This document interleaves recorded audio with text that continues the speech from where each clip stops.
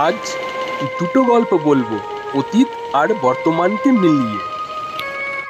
এক গ্রামে এক গরিব কাঠুরে ছিল।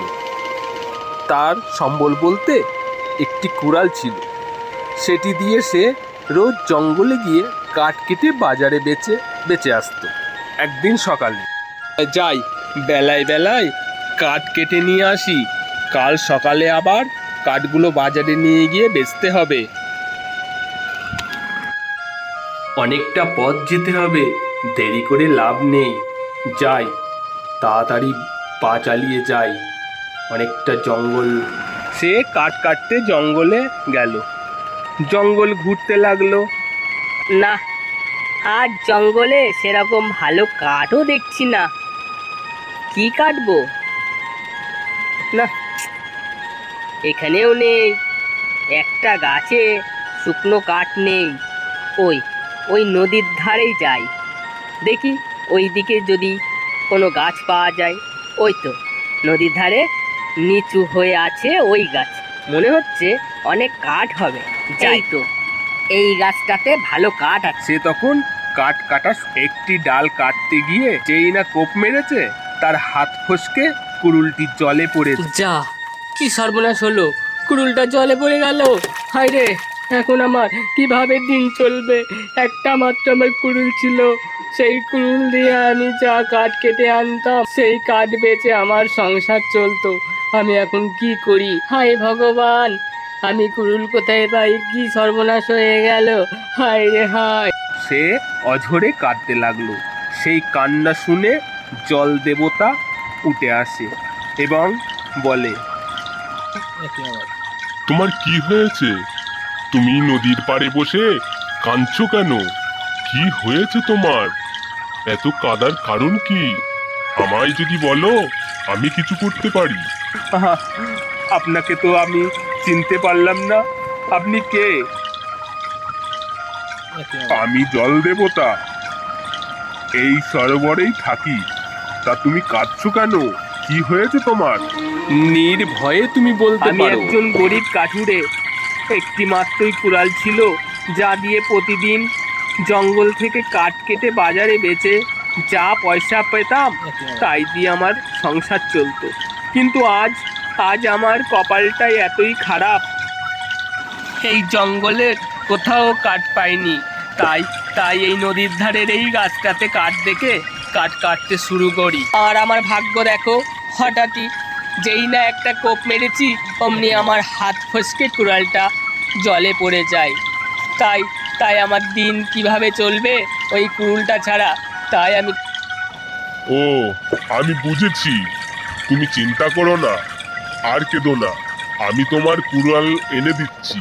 এই বলে জল দেবতা ডুব মেরে একটি সোনার কুড়ুল নিয়ে আসে।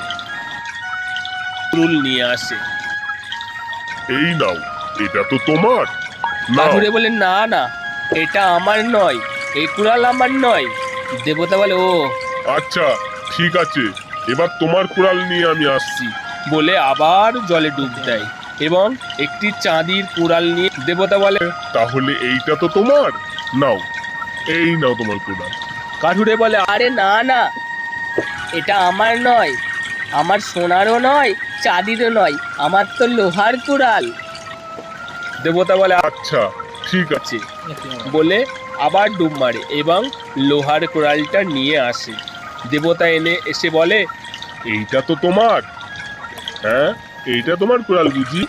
কাঠুরে বলে, হ্যাঁ তার নিজের কুড়াল দেখে খুব আনন্দিত হয়। হ্যাঁ হ্যাঁ হ্যাঁ হ্যাঁ, এইটাই আমার কুড়াল। দেবতা তার সততায় মুগ্ধ হয়ে, বাহ কাঠুরে, বাহ! তুমি এত গরিব, তোমার সততায় আমি মুগ্ধ হয়ে আমি তোমাকে এই 3টি কুড়ালি দিলাম। এগুলো বাজারে বেচে তোমার কষ্ট দূর হয়ে যাবে। এই বলে দেবতা আবার জলের মধ্যে চলে গেল। গরিব কাঠুরে সেই কোড়াল নিয়ে বাজারে বিক্রি করতে গেল এবং বড়লোক হয়ে গেল। এই কথা জানতে পেরে আর এক লোভী কাঠুরে লোভী কাঠুরের কি হয়েছিল তা তো আর তোমাদেরকে বলতে হবে না, তোমরা সকলেই জানো। সেটা আর বলছি না, তার কারণ গল্পটি অনেক বড় হয়ে যাচ্ছে। এবার বলবো বর্তমানে সেই একই গল্প। সেই কাঠুরের বংশ পরের জন্মে ওই কাঠুরে একদিন তার স্ত্রীকে নিয়ে সেই নদীর ধারে ঘুরতে গেছে। কাঠুরে বলছে, চলো বিমলা, ওই নদীর ধারে গাছটা দেখে আসি। ওই গাছটা দেখে আমার অনেক কথা মনে পড়ে। কি কথা আমাকে বলবে না? কাঠুরে, বলবো কি, এটা তো সবাই জানে, সবাই গল্পেতে পড়েছে, আর নতুন করে কি বলবো? বিমলা বলল, হ্যাঁ আমিও শুনেছি, ওই কুড়াল পড়ে যাওয়ার গল্প তো। হ্যাঁ, তবে আর কি বলবো তোমাকে, চলো ওই নদীর ধারটাই। তারা দুজনে নদীর ধার দিয়ে হাঁটছে। হাঁটতে হাঁটতে নদীর পাড় ভেঙে তার স্ত্রী বিমলা নদীর জলে পড়ে যায়। অনেক চেষ্টাতেও বিমলাকে তার স্বামী বাঁচাতে পারে না, সে জলের তলায় ডুবে যায়। সে তখন সেই নদীর ধারে বসে কাঁদতে থাকে। বিমলা, কোথায় গেলে বিমলা, তুমি কোথায় গেলে? বিমলা, ফিরে এসো বিমলা, কোথায় চলে গেলে তুমি? বিমলা, সে আর উঠতেই পারলো না, কোথায় গেল? এখন বাড়ি গিয়ে আমি কি বলি? হায় রে হায়, কোথায় যে গেল? বাড়ি গিয়ে কি বলবো? কান্না শুনে জল দেবতা উঠে আসে। দেবতা বলে, কি হয়েছে বৎস, কাঁদছিস কেন? আমার বউ বিমলা জলে পড়ে গিয়েছে, আমি খুঁজে পাচ্ছি না। তুই কাঁদিস না, আমি তোর বউকে খুঁজে এনে দিচ্ছি।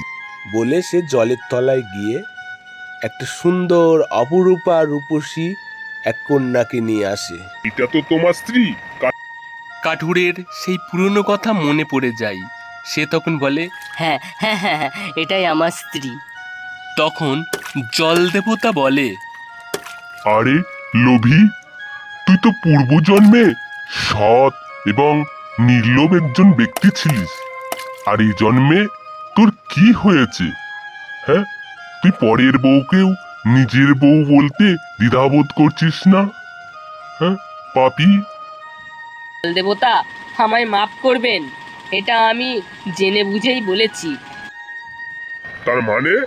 কাঠুরে, হ্যাঁ জল দেবতা, আমি যদি বলতাম এটি আমার স্ত্রী নয়, তবে আপনি আবার কোনো এক অপ্সরাকে নিয়ে এসে দেখাতেন এবং অবশেষে আমার স্ত্রী বিমলাকে নিয়ে আসতেন, এবং আমার সততায় আপনি খুশি হয়ে 3টি বউকেই আমাকে দিয়ে দিতেন। আপনি বলেন এই বাজারে একটা বউ নিয়ে সংসার চালাতে হিমশিম খেয়ে যাচ্ছি, আর 3টে নিয়ে আমার কি অবস্থা হতো বলে জল দেবতা। সাধু, সাধু, হ্যাঁ, তোমার মধ্যে আজও সেই সততা রয়েই গেছে। দাঁড়াও, তোমার স্ত্রীকে আমি ফিরিয়ে দিচ্ছি। বলে জল দেবতা গিয়ে তার স্ত্রী বিমলাকে এনে দেয় এবং তারা দুজনে প্রণাম জানিয়ে জল দেবতাকে বিদায় দেয়। জল দেবতা আবার জলের মধ্যে ডুবে যায়। কি বুঝলেন বন্ধুরা? গল্পটা কি ভালো লাগলে ভিডিওটাকে লাইক করতে ভুলো না। আপনারা ভিডিওটাকে লাইক করলে আর চ্যানেলটিকে সাবস্ক্রাইব করলে একটা বেকার ছেলের জীবন বদলে যায় এবং নতুন নতুন ভিডিও ছাড়ার অনুপ্রেরণা পাই। প্লিজ একটা সাবস্ক্রাইব। ভগবান আপনাদেরকে ভালো রাখুন। অনেক ধন্যবাদ। Thank you.